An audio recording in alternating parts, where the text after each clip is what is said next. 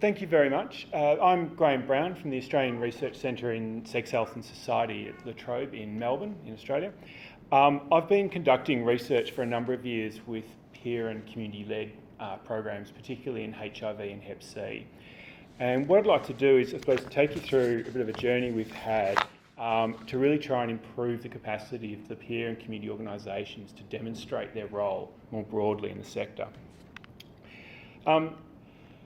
So first of all, I'd like to pay particular thanks to all the people, the communities affected by HIV and Hep C, people living with HIV and their communities, for the work and things that they've done, not only in this study, but the contribution they've made to the epidemics and so forth throughout the history.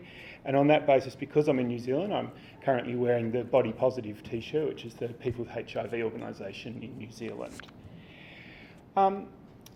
So a bit of background. The mobilisation of communities in health promotion has always been quite integral, and that's also been very integral to the HIV, Hep C movement.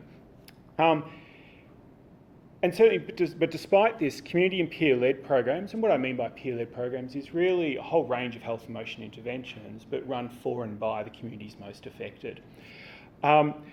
A lot of these programs, particularly conducted by other people living with HIV, gay and bisexual men, people who use drugs and sex workers, continue to have limited capacity to really demonstrate their role and value, particularly as part of a larger, broader response to HIV and Hep C. So in essence, what makes one peer-led program better investment than another, and what role does the rest of the sector actually need to play for those programs to be effective? So the W3 project stands for What Works and Why.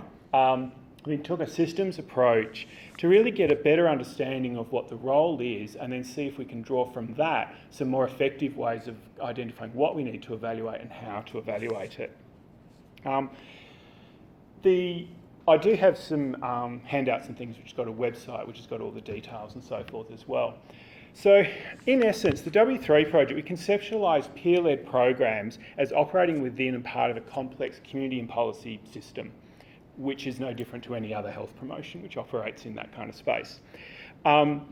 Systems thinking helps us really understand, I'm sure many people who've come to this session are well familiar with some of the concepts and so forth that may have attracted you, but what attracted us to systems thinking for this project was trying to get an understanding of not only the small elements that generally get evaluated, but their role in the bigger picture and how those pieces fit together. What systems thinking brought to us, for example, was for peer-led programs, the way the communities enhance, resist, disrupt, ignore, engage, all of those things is actually part of the peer program and not a confounder that's frustrating. And so certainly not to be treated, but actually to be leveraged. Also, the way policy, health, justice, political systems and so forth constrain peer programs is also part of the way community-led programs operate. So what we did was we worked with 10 different peer-led community organisations in Australia and took them all on a bit of a journey. What we did was, basically, the two presentations I'm going to do is basically straight through. The first one's really about the development of the framework, and the next one is then what we did to make that practical.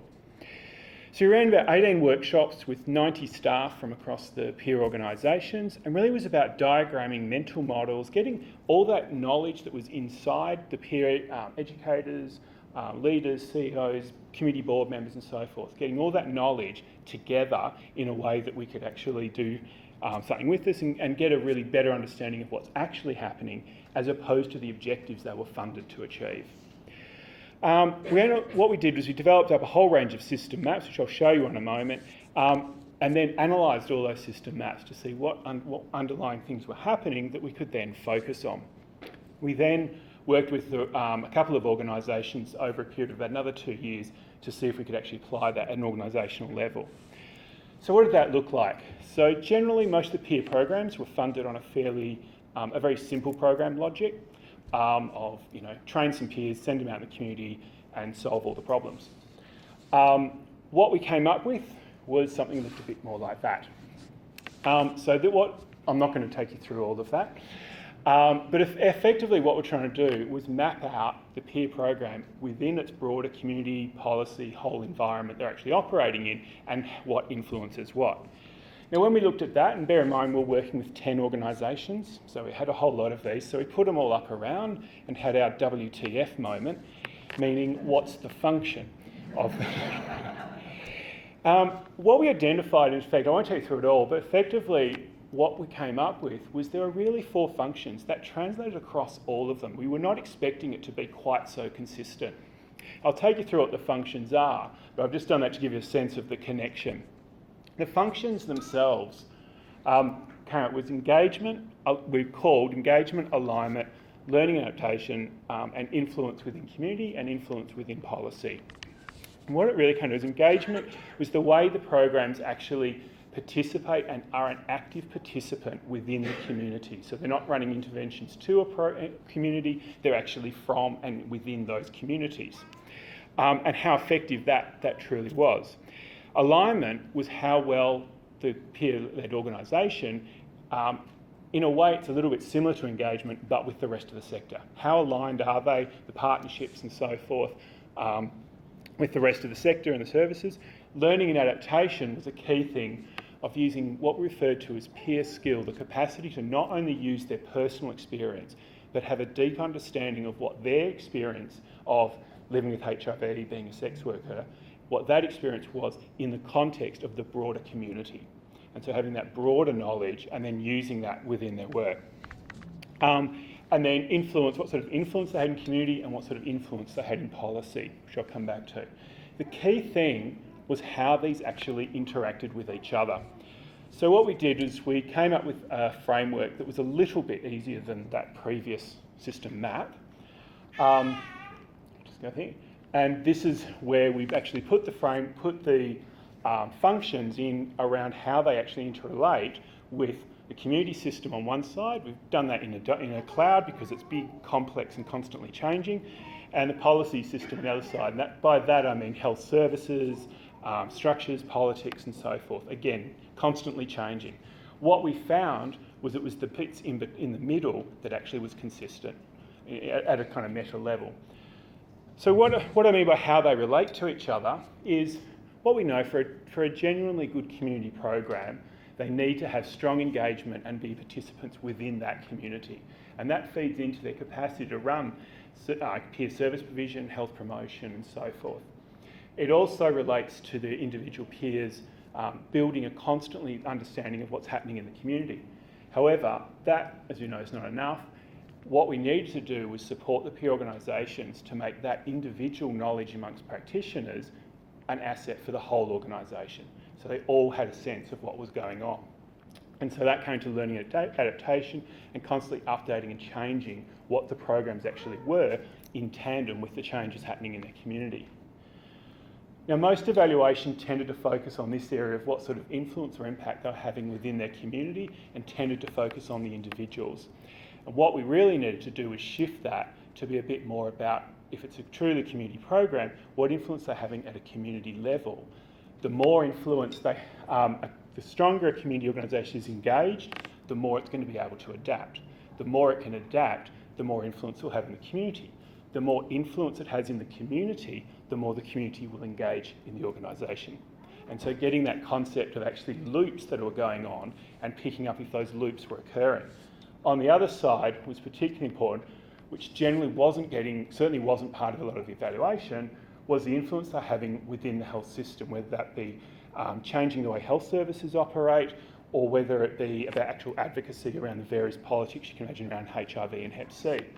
What was really important here was it was not only critical for them to have that change and so forth, but it was also for that then to play through into alignment, to improve the alignment between the system they were operating with and what they needed to work within their communities.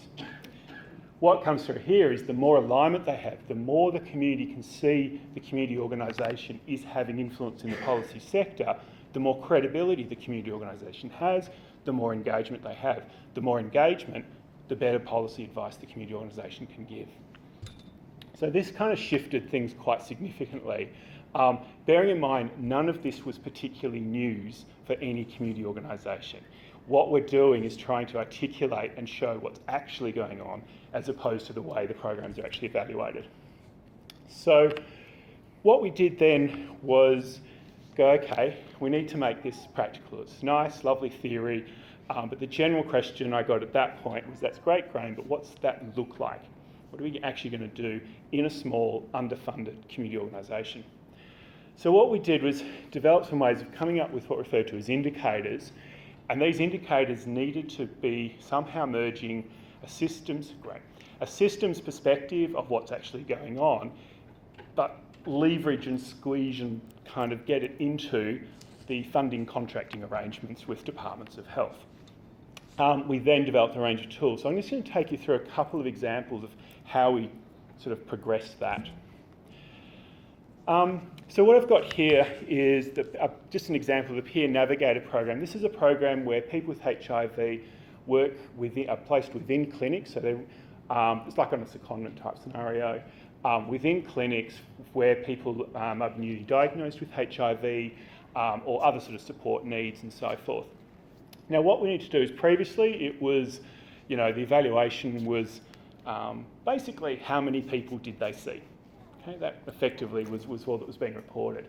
Now what we need to do is broaden that out, but the key thing with systems was to understand what are the key things that we need to monitor and have as few as possible. So the idea of systems was not to suddenly have to monitor everything, but identify the absolute key things.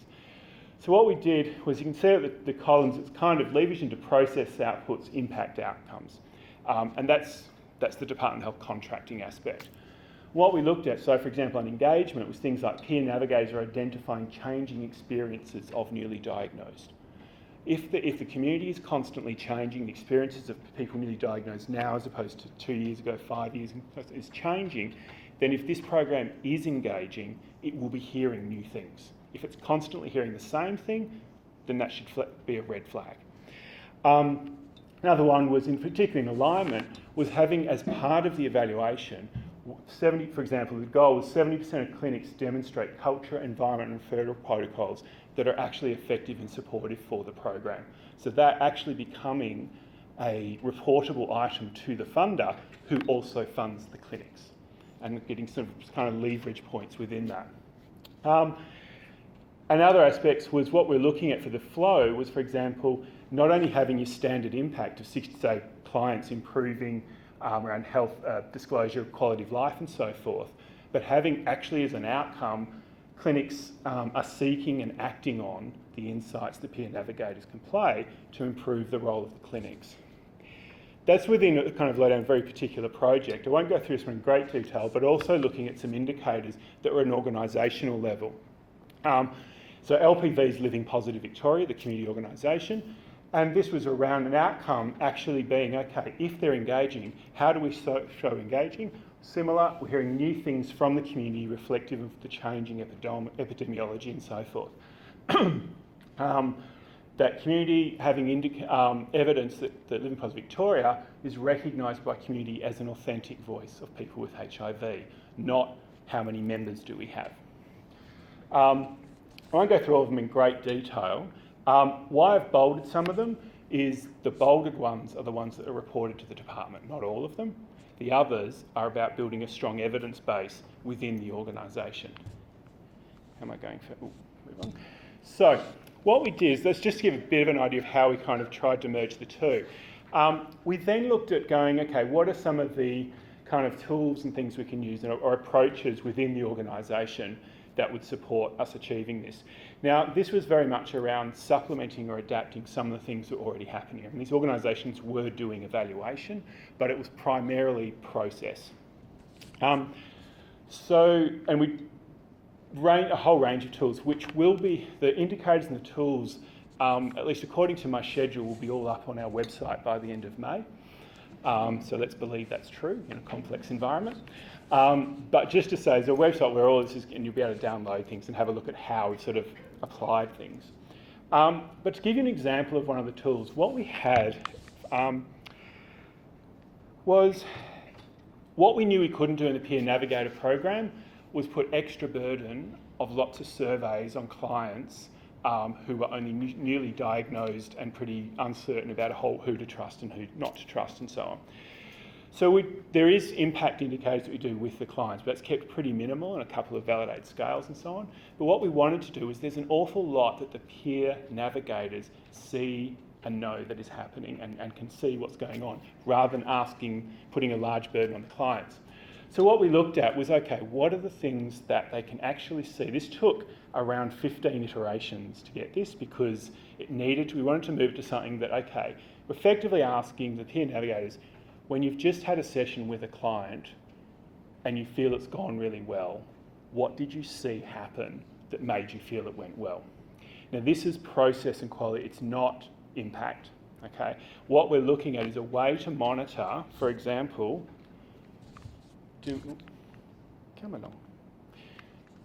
indicators of that the engagement is actually happening.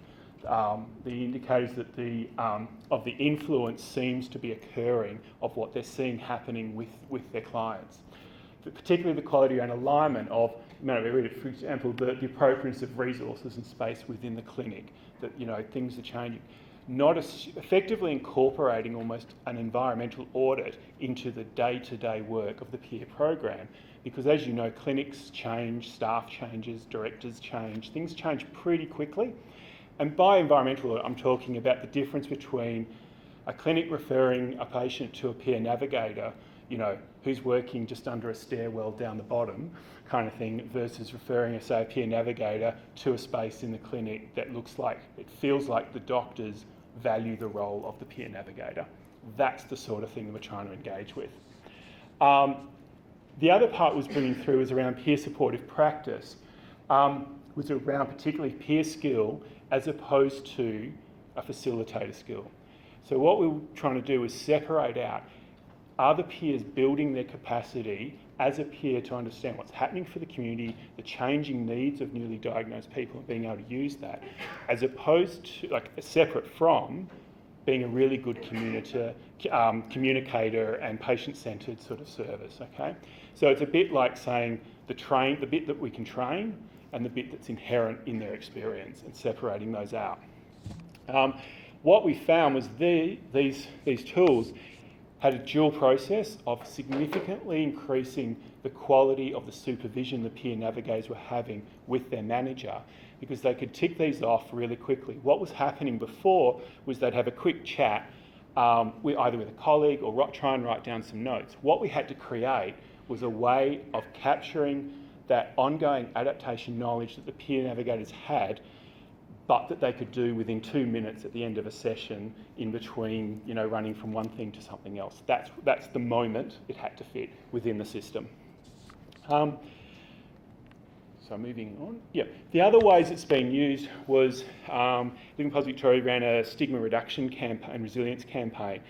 And what they were able to do was kind of look through the evaluation and other indicators, but kind of reposition the way they thought about presenting what the campaign was achieving and what it wasn't, but actually framing it around, okay, what sort of level of engagement are we having with this campaign as it adapts, as it changes over the sort of 2 years that it was run? What kind of alignment have they sort of mobilised within the rest of the sector and so forth? So positioning a campaign not just about the impact on people living with HIV, but the impact it had more broadly on the HIV response. And the other bit was then they also used it within their annual report, so kind of adapting the functions to something that made more sense for them, but kind of actually these were the sections of the annual report as a way of presenting to their community the broader role they were having. I think that's it. So in closing, didn't need my notes at all. So in closing, look, it has been quite groundbreaking, particularly in the HIV/Hep C sector. It's always been known that the peer and the community organisations play that larger role, but to actually kind of articulate it clearly and turn it into something that they could start using, particularly in a lot of the advocacy of what they're achieving, has been really important. To value community and peer organisation health promotion, we need to evaluate these programs within the broader system they operate, which means we need to not only invest in strengthening community systems, but also recognising the role that the broader policy or service sector needs to play to create an environment in which peer and community-led programs can actually be effective and sustain that effectiveness. And so in that sense, demonstrating influence within the whole community service policy system. There is an open access paper that describes the first stage, the development stage. We haven't yet written up fully the paper around all the tools and so forth we developed from there. If you just type W3 project and Graham Brown and Google it, comes up.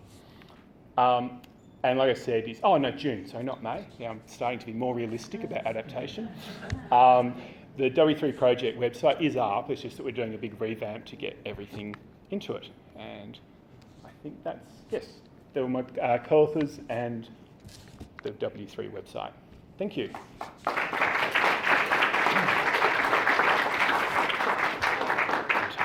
Graham, I just highlight two things I really liked in there. It's the session about systems and evaluation. So it's good that we saw a causal loop diagram. We would all go disappointed if we didn't. And also particularly like you managed to sneak in a photo of yourself in the presentation. Nothing's accidental. We've got time for a few questions. Anyone? I had a question about the section on alignment. Have you been reflecting on tools and indicators for the institution to know how to work with the organisation? It came up particularly, not so much with the clinics, but with the other organisation we did a lot of work with, which was Harm Reduction Victoria, which run peer-led programs for people who inject drugs. And that's come up quite significantly around, I suppose, some quality indicators of other organisations they're working with, so some of the needle and syringe programs and some of the health services. But also, so we've been developing some items particularly on that basis that become part of their own sort of quality assurance and so on. The other bit that we've been looking at a little more tentatively, but we're having some progress, is indicators of the effectiveness of the funding body to support the peer program to adapt.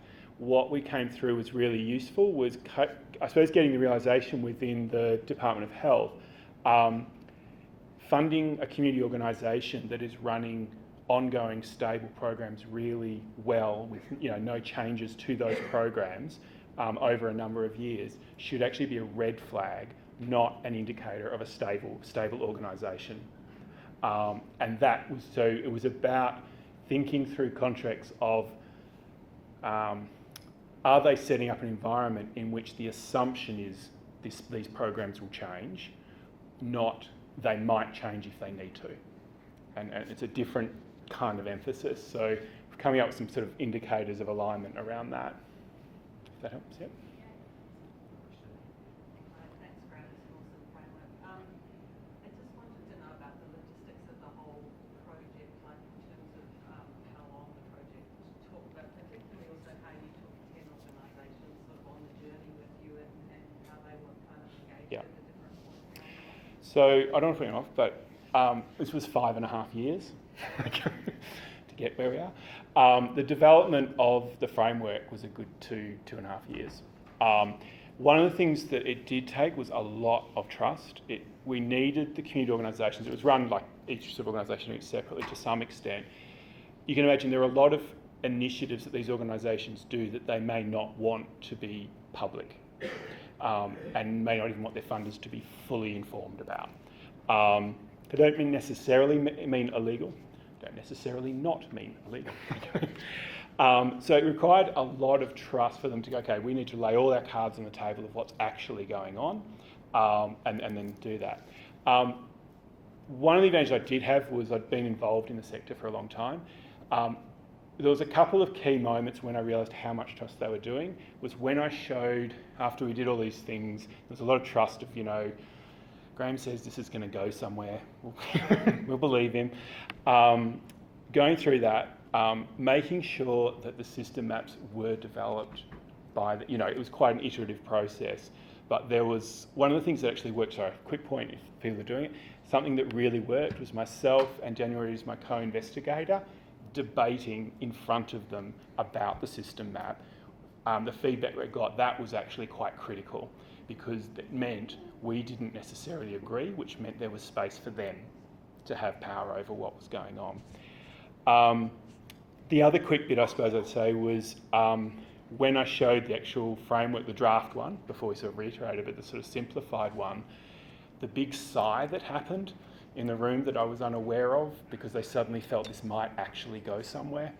I wasn't aware, and there'd been all other conversations happening without, behind me going on, we'll just trust him, but this better bloody go somewhere.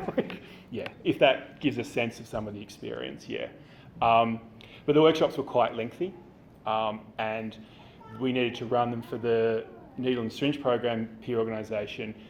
The workshops had to be with all staff, so we had to run the workshop at a time when the needle and syringe program was still operating, that staff would be going out, dealing with client crises and coming back in and so forth. And running a 2-day workshop when at any point 25% of the participants will not be in the room was a new experience. Yep. We have time for one more question. I think that's so amazing. I can see how hugely empowering that tool with quality indicators would be for the themselves to improve the quality of their own practice. And I wonder if you've thought about that, and so using PDSA cycles or using those quality improvement methods to then enhance and build the quality of their own practice.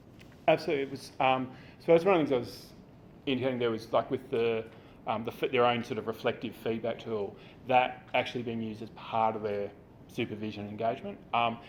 One of the things I think we've found has shifted, particularly with some of the more outreach staff, so the peer navigators and some of the other outreach programs, was the outreach staff being able to see where their knowledge not only is